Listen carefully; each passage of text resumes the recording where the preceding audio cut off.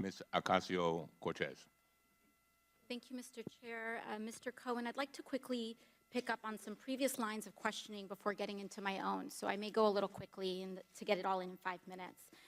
First, my colleague from Vermont had asked you several questions about AMI, the parent company of the National Enquirer.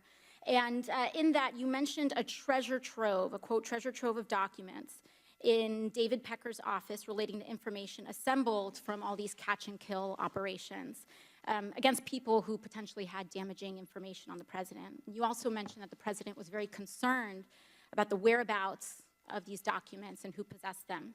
Does that treasure trove of documents still exist? I don't know. I had asked David Pecker for them.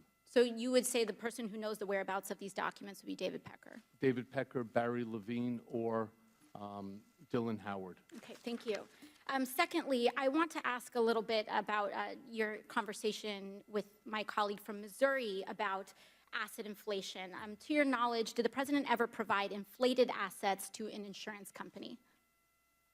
Yes. Who else knows that the president did this? Alan Weisselberg, Ron Lieberman, and Matthew Calamari.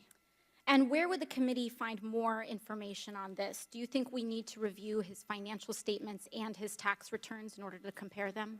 Yes, and you'd find it at the Trump org. Thank you very much. The last thing here, the Trump Golf Organization currently has a golf course in my home borough of the Bronx, Trump Links. I drive past it every day, going between the Bronx and Queens.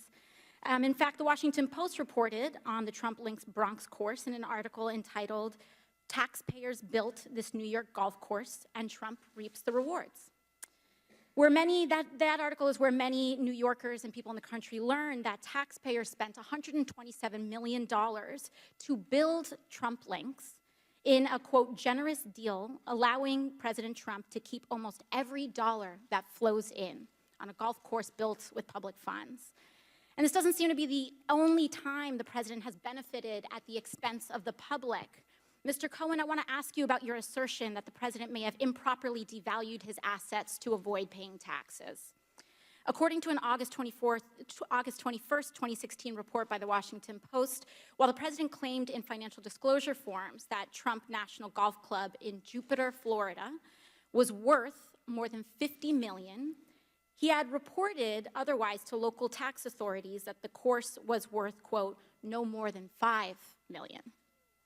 Mr. Cohen, do you know whether this specific report is accurate? It's identical to what he did at Trump National Golf Club at Briarcliff Manor.